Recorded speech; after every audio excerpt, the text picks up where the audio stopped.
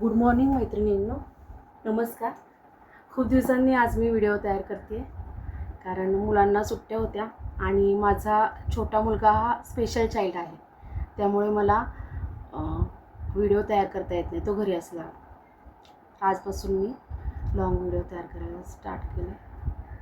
आज आपण पाहणार आहोत, ऑरेंज कलर घेतला आहे आणि व्हाईट कलर घेतला आहे. तर आपण स्वामींसाठी आयताकृती छोटा आसन करणार आहोत. तर त्यासाठी मी बघा गोल तयार केलं आहे. साखळी तयार करते. पहिली साखळी 1 2 3 4 5 6 7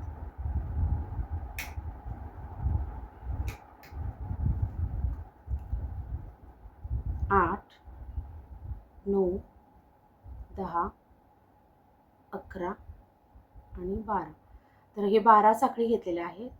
तुम्हाला जसं आसन मोठं छोटं हवं असेल त्याप्रमाणे तुम्ही साखळ्या घ्यायच्या. आता मी लहान आसन करणार आहे तर 12 साखळ्या केले. आता हे करताना इथे या पहिल्या साखळीतून घ्यायचा आहे, दोनातून एक आणि दोनातून एक. परत सेम पुढच्या साखळ्यांमधून खांब घेत जायचे.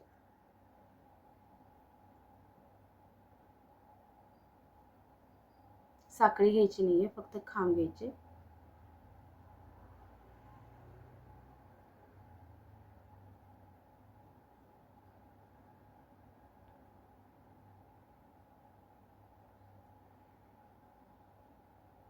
ऑरेंज कलर हा छान वाटतो आसनासाठी. आता हा ऑरेंज कलरचा असं झालेला आहे आयताकार. आता आपण घेऊया व्हाईट कलर. दोरा बुट्याला गुंडाळून घ्या, असं छोटं गोल करून.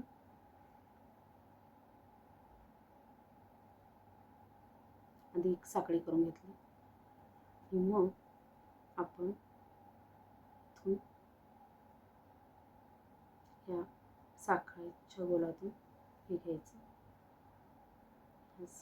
घेतलं की आता आपल्याला 3 साखळी घ्यायची. 3 साखळी घेतले की मग ह्या साखळ्यांमधून आपण खांब घेत जायचे. तर आता हा कॉर्नर आहे, तर इथे मी एका साखळीतून 3 खांब घेत आहे.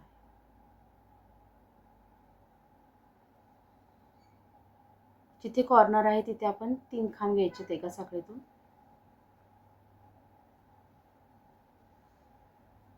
झाले 3 खांब. तर आता आपण नेक्स्ट साखळीमधून एक एक खांब घेत जायचे.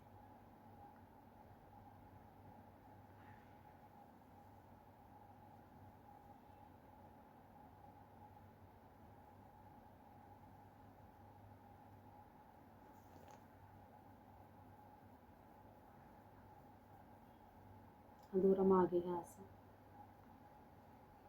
दोनातून दोनातून. असे मी छोटे आसन पण केलेले आहेत. आधीच्या व्हिडिओमध्ये तुम्ही पाहिलं असेल. गोल आसन केलेलं आहे, परत असं थोडासा त्रिकोणी टाईप केलेला आहे. अशा प्रकारे हा आयताकृती आसन तयार झालेला आहे. ती छान दिसते पहा.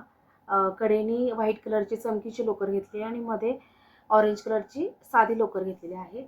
तर यापुढे आपण अजून एक पाहणार आहोत की गोल आसन. आता हे स्टार्टिंगला मी इथे गुलाबी चमकीचा कलर घेतलेला आहे, नंतर व्हाईट घेतलेला आहे. तर यापुढे पाहूया आपण. आता गोल आसन करणार आहोत आपण. आता यापुढे कलर, हा कलर घेत आहे मी. निळ्यामध्ये शेड येते ही. सुरुवातीला आपण एक साखळी अशी करून घेऊ.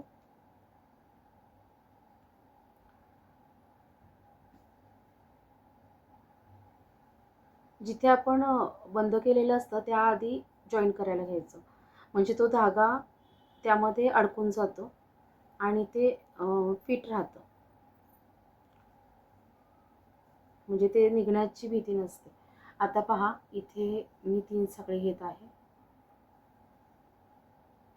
या साखळीमधून मी खांब घेते.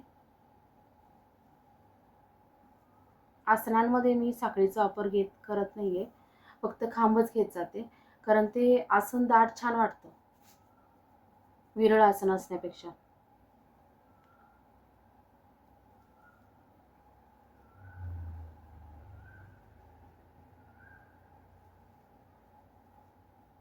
असंच आपण हे खांब करत जायचे.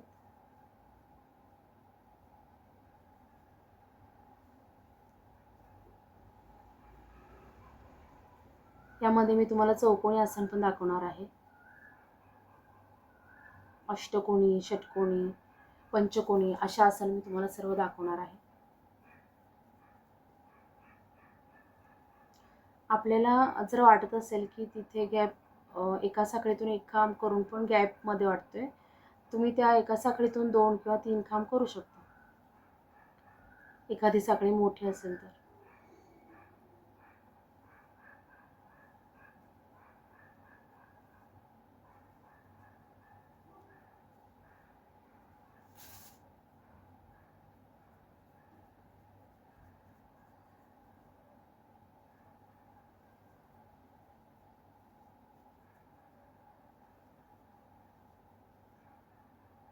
आपण गणपतीमध्ये एक छोटा, म्हणजे मानाचा गणपती मानला जातो, जो मातीचा असतो आमच्याकडे. तर त्या छोट्या गणपतीसाठी पण आपण छोटा चौरंग किंवा छोटा पाट असतो, त्यावर पण आपण जसा समजा चौकोनी असेल चौरंगासारखा, तर चौकोनी रुमालाचं आसन वापरू शकतो, किंवा जर गोल असेल तर गोल, किंवा आयताकृती असेल तर आयताकृती. तर ते आसन पण खूप छान दिसतं. गणपतीमध्ये खूप त्या आसनाला मागणी असते.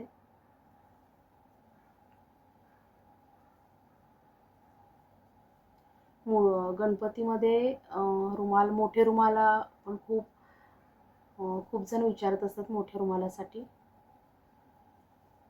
वंसा घेतला जातो गणपतीमध्ये, त्यामुळे त्यांना सुपावर वगैरे असे मोठे रुमाल लागतात. गणपती समोर डेकोरेशनसाठी मोठे रुमाल छान दिसतात.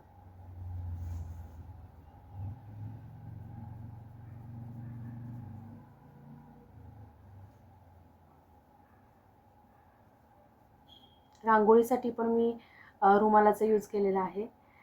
रुमाल ठेवून कडेने रांगोळी काढलेली आहे. तर मध्ये एवढं सुंदर दिसते ती डिझाईन, खूप छान दिसते. तुम्ही नक्की ट्राय करून पहा. मी तो व्हिडिओ एकदा तुम्हाला दाखवेन.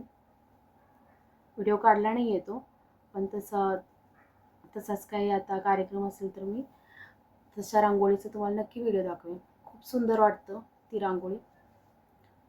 जास्त रांगोळी आपल्याला लागत नाही, आणि जास्त म्हणजे रांगोळी काढताना पण त्रास होत नाही, की रुमाल काढायचा.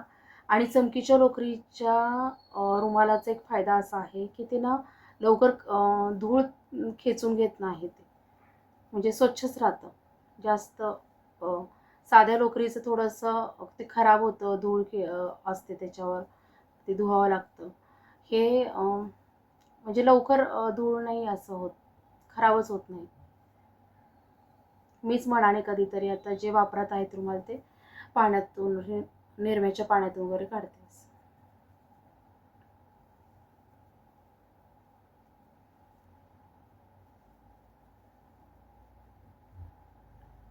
पण साध्या लोकरीच्या रुमालांमध्ये डिझाईन उठून दिसते.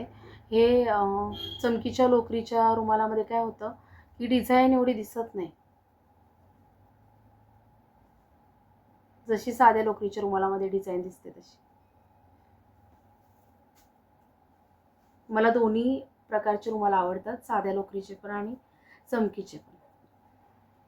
दोन्ही माझ्या वापरात असतात. कधी कधी मिक्स पण करते मी.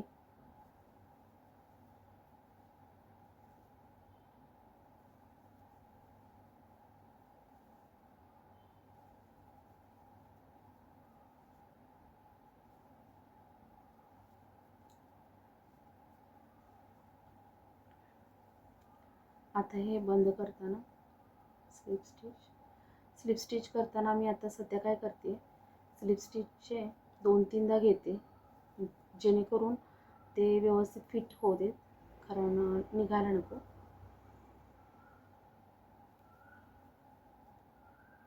आणि मग त्यानंतर एक साखळी घेते, थोडंसं वर करून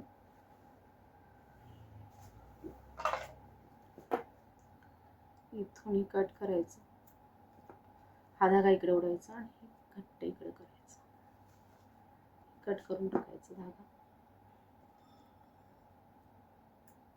अशा प्रकारे हे गोल आसन तयार झालेलं आहे. छोटे भगवंत, लड्डू गोपाल यांच्यासाठी पण ह्या आसनाला भरपूर मागणी आहे. तर हे खूप सुंदर वाटतं.